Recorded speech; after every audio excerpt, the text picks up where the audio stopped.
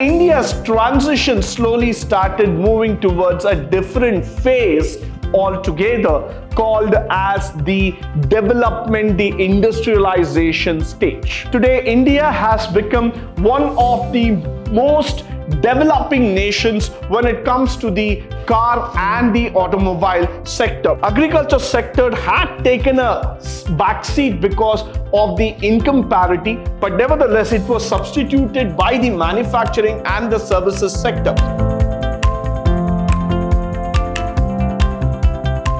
Good morning and welcome to the first session in Chapter 1, Unit 1, first semester B.Ca, pre-reforms of Indian economy, where we're going to talk about the features of Indian economy. Now moving on, Indian economy, when I say that word, it's so diverse, it's so big, it's such a magnificent economy that probably it takes ages for us to understand the diversification, the growth, the aspects of our economy.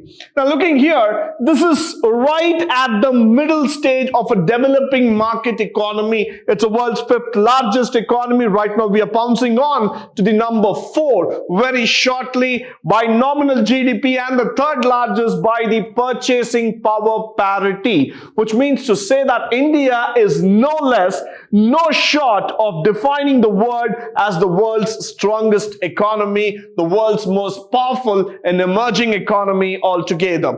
Now when we look at this factor, but though we have certain ranks that put us down, there are certain factors that make us think that why is that Indian economy is still not able to take on the reins of the global stage and produce and pronounce itself as the numero uno in terms of the economic rankings. Let's just go further, try to understand the features of Indian economy. Moving on, we have the growth phase of the Indian economy in 3 factors, starting from 1950-51 to that of 80, the first phase, the 30 years. 1980 to 1993-94, that 13 years, very crucial, we're going to talk about it. 94-95 to present, extremely important and a rapid phase of growth altogether. Now let's go one by one to understand the features here. The first stage, the 1950 to 1979-80, this is a stage when India was liberated from the hands of British. We all know the freedom struggle and the amount of pressure that India went through to declare itself as a free republic nation altogether.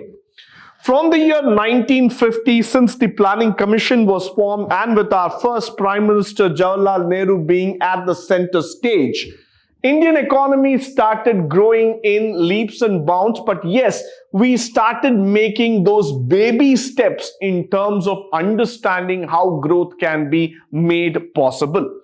Our initial thought process in this first 30 years was onto the sectors of agriculture, then moving forward to that of industry, and then we started talking about the education sector. So the last 30 years, that's the first 30 years when we are talking about our educational growth, our agricultural pronouncement, and that of the industrial development was really something fantastic. Why? Because we wanted to see India as a developing nation. We wanted India to be not physically free, but also intellectually, financially, morally, and economically a strong nation. So this was our time. This was the period where we planned for our future years. As the years went by, as we started moving from stage to stage. With the new prime ministers coming in after Jawaharlal Nehru, what happened is that India's transition slowly started moving towards a different phase altogether, called as the development, the industrialization stage. Now, during the 80s and the 90s, we were worried about the licensing raj that was going on for the industrial sector. India believed in giving job security and income security to the people.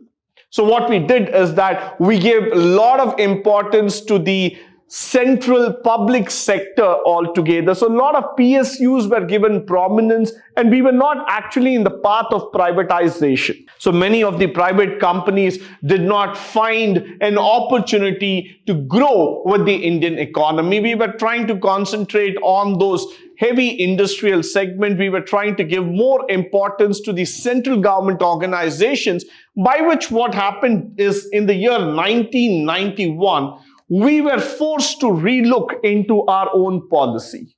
We had completely gone down in terms of foreign exchange. We did not even have enough money to move forward. So after the year 91-92, the post-liberalization, privatization and globalization period, we started emerging as a stronger nation. Post 94-95, it's a very important time period. Why? Because that was the stage, that was the era where we started giving importance to privatization. We started seeing information technology as a sector of liberalization. We started seeing IT as a growth, as a revenue cycle. Private banks started coming up. The services sector started taking center stage. We shifted our focus from manufacturing to services, and our economy started growing rapidly. Now that stage till the present, 2022, we are experiencing a very, very phenomenal growth. We are seeing that India has been making rapid strides in possibly every single sector. Starting from the markets to that of the manufacturing sector, India has been able to create a niche for itself in every walk of life. And that's exactly why India is today enjoying predominantly a very, very important space in the Asian economy as well as in the world economy. Today, India is ready to experiment, is ready to take the bull by its horn and start working towards a global manufacturing hub and also the most innovative service model that any country can think about. Our policies are liberated, our policies are more action-oriented, they're more direct in terms of getting onto the business, and we have also started focusing towards the ease of doing business in this economy. So overall, what we see is that the economy has been able to make itself more vibrant, give a lot of opportunity to the youngsters, bring in the public-private partnership, lot of development in infrastructure, logistics, and probably the employment sector is also now really moving up with a greater pace. So nevertheless, India retaining its position of 7 to 7.5% in the GDP, and the forecasted that's going to be really good enough. India has made a rapid stride when it comes to the global economic development. Followed by the recent developments that we are speaking about. Of course, everybody loves to talk about this three-letter word called as GDP. And GDP is not just about the exports and imports that I'm going to rely upon, but GDP is also going to talk about the inherent capacity, the inherent quality that as a country carries with itself. Over a long period of time, we have been seeing that India is a very, very powerful nation which is able to create a phase of growth. It's able to create a situation, it's able to create a factor of growth, a model altogether where you are able to see that the income opportunities, the growth opportunities are widening, plus the purchasing power parity is also increasing, and at the same time, not to forget, the consumption patterns are also going up. One side, we talk about inflation, we talk about the market economy, the common prices rising, the goods of the common prices rising up, but the other side, we should not forget that the GDP growth is pushing up. Why? Because now India is trying to manufacture and export it across the globe. So the cost of production, though it is higher, but the opportunity that is also present before the country is very good. So that means to say that the private consumption, the public consumption in terms of growth and in terms of the supply and demand side factors, we have been doing extremely well. Why? Because India is now becoming the supplier to the globe, whether it's going to be an iPhone or it's going to be steel or it's going to be cars, or you talk about the chemical or the banking sector, any of the sector, India is very clearly positioned itself as to become the supplier, and it's creating a huge demand for its services. So this is actually making Indian economy a stronger economy, and it's trying to grow up at a very good pace altogether. Now, the sector drivers of the growth, definitely pharma, education, healthcare. Probably we also see that the information technology coupled with the financial sector are the short growth drivers altogether. They are just pushing the economy to the next level, and we are seeing today that with the amount of expansion, the microfinance and the various opportunities getting in, business and entrepreneurship is taking a new league altogether. Probably in the last 5 or 10 years, India has become the startup capital of the world, and that's also very good news for us. Why? Because youngsters are able to go forward and create better opportunities for the sector. And the next thing is that the aggregate demand that needs to be looked upon, the growth of demand, the investment rate has also doubled up in India. Private consumption has gone up. It's accelerating at a massive pace that we can ever think about. The role of private consumption is important, but then it declined below the investment for the first time. When we look into these factors, one side, one has to be very particular when we talk about these words. Why? Because sometimes I do feel that though the economy requires a little bit of push when it starts coming to the pre-pandemic level back again into picture, but the other side, what is happening is that overall the scenario does not look as bullish as that for India. India is in a sweet spot today. India is definitely considered to be the best and the safest emerging market that anybody can think about. So rightly said, this is the time for us where there is a lot of positive contribution that is coming in terms of manufacturing as well as in terms of services. Now, the government consumption is also on the lower contribution, no doubt about it. But of course, the statistics are a little bit older. If I start looking towards at the 2022 level, these have significantly gone up. Followed by the manufacturing. Yes, we have added up the GDP, the net value added, the GCF, the investment, the gross capital factors all have been going up to a very great extent. I would also like to make a special mention about the automobile sector, the EV sector altogether. Why? Because the electric vehicle, automobile sector, all these factors have been able to contribute to a huge amount of growth altogether. They have started working towards building a greater sector, a greater level of push in the economy. When we are talking about the GDP and its value added growth, the automobile sector, today India has become one of the most developing nations when it comes to the car and the automobile sector. Now that is really wonderful. Why? Because with a large consumption market available and people looking in for a variety of segments altogether, this automobile sector directly, indirectly has been contributing to millions of jobs across. And plus, we are also able to see that the other emerging sector, communication, with the 5G getting introduced in India, the Indian economy is also making a very good stride. Why? Because you have a very big market which is looking in for competitive and efficient products that are being looked about. So definitely you are getting a space to innovate and develop yourself. Followed by the trade, agriculture and construction, a never-ending sector. But definitely these sectors are making a remarkable comeback. If you go back and start looking into the real estate sector, what had happened during the pandemic levels and currently right now, we have moved back leagues ahead in terms of growth of construction, a lot of highways, a lot of bridge, a lot of other factors that have been going on. Connectivity in terms of roadways have also gone up, and better living conditions. That is making India even more a prominent feature in the Indian economy. The trade sector has developed, and we have seen about 34% growth in terms of the trade altogether. Moving on, the lower per capita income, of course, I'm just going back on this data in 2017 when it was about $1983. That's about just $1,983 that we were, and we were ranked about 140 among 180. Of course, currently we have gone up, we have increased our per capita income, and we have been moving in inches altogether.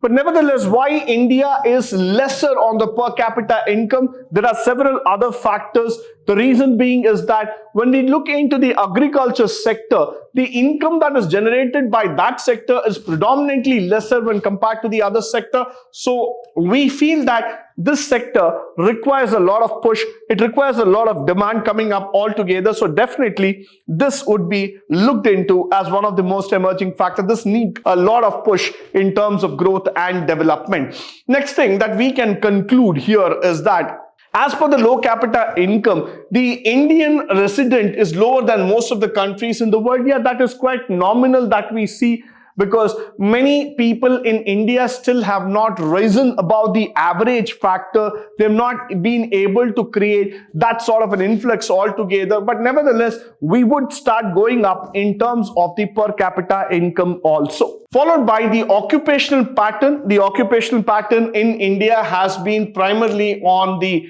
primary producing, that's on the agriculture sector. Still we have about 72% of the people coming from direct and indirect factors of agriculture. 52% of people are still taken agriculture as their primary occupation. 2011 and 12, you would see that the agriculture's national income contribution was 13.9%. There was a disparity. Of course, today you would see that the same 13.9% has grown up to 20% in terms of contribution of the agricultural sector.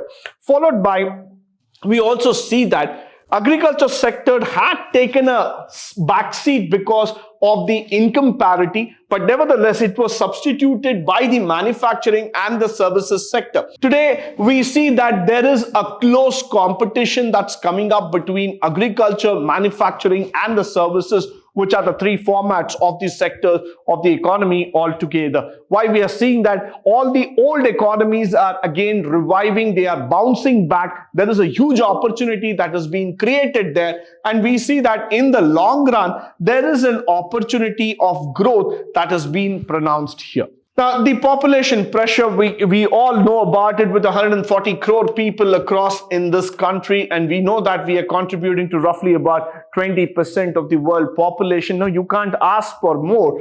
If you just look into this picture, you will be able to see the amount of population pressure that has been falling onto this country. To satisfy this 140 crore people, provide them the essentials, the daily needs itself becomes a very big challenge for this particular economy to go forward and do it. But we have been looking into it on a more challenging aspect altogether. What we are seeing here is that we have started moving towards the alternative growth methodology. We have started switching ourselves more into the world of organic farming. We have started seeing how we can produce alternative energy channels so that we are able to stand by and serve the population as far as possible. Now, the chronic underemployment and the unemployment was a scenario before 2014 and 15, but nevertheless, we have changed. Today, if you start looking, we have been able to bring the unemployment rate well below 8%. And because of the entrepreneurship coming out in India, what we have been able to see is that there's a huge lot of opportunities coming up, both from the private as well as the public sector. Now, by improving the transportation sector, infrastructure, and that of manufacturing, we have been able to create a lot of jobs, and never to forget the gig economy workers that we are talking about today. Something like Zomato, Flipkart, Amazon, or when we talk about Swiggy or Dunzo, the gig economy workers have consistently started going up in India in every part, in every nook and corner, which has also helped in terms of the employment generation. Now, the steady state improvement in the rate of capital, yes, it has been improving. 2017, the population growth in India was about 1.13%, and that has also contributed directly or indirectly for the cost of living. We could see that as the population increases, the cost of living is also increasing. There's a shortage in terms of space. There has been a shortage in terms of essential commodities, and the prices of these commodities have been increasingly going up on a day-to-day basis. So there's something that needs to be done to arrest the inflation and also start bringing in a common pricing methodology so that the common man is not affected at all. But this is only a cyclic disorder that has been happening because of the pandemic.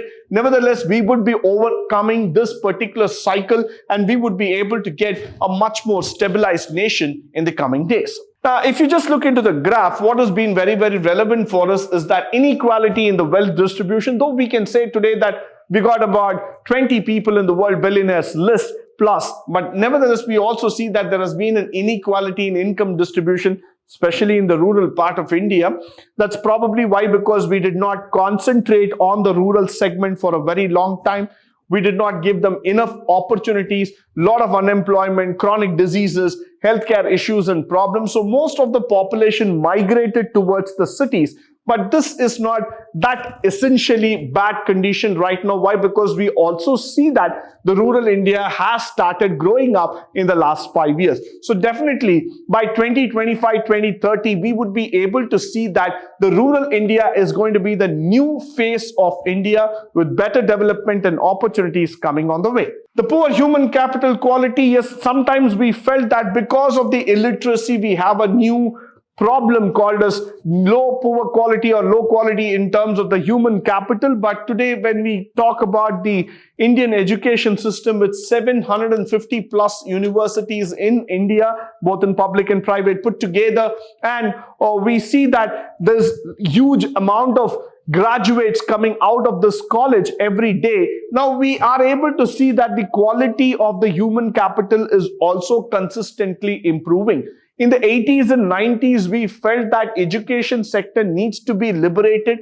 Thanks to the new education policy of the 2020, the national education policy has been able to liberate and bring in more of skills oriented so that everybody can be a part of this education stream and produce quality workforce to the nation. Low levels of technology, this might have been true if I'm talking about 10 or 15 years back, but today India stands as the #1 in terms of growth. What happened previously is that the companies and the organization were not that familiar with technology and most of the industry was not able to absorb the technology that was being given in the market. But then slowly India after 2005 started creating its own intellectual based technology, homegrown technologies altogether, which has made India a technological base. And today if you see India, fortunately we have grown ahead and created our own markets altogether. Now the long-term sustaining growth, we are seeing that the reforms that are essential is to retain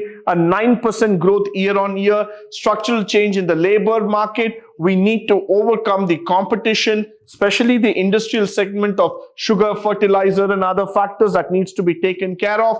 Education skills, which are very, very important for us. The urban land policy usage, supply side as well as the demand side has to be matched at any given point of time. So with all these factors coming in position, definitely India is bound to become a better nation, a more quality oriented nation.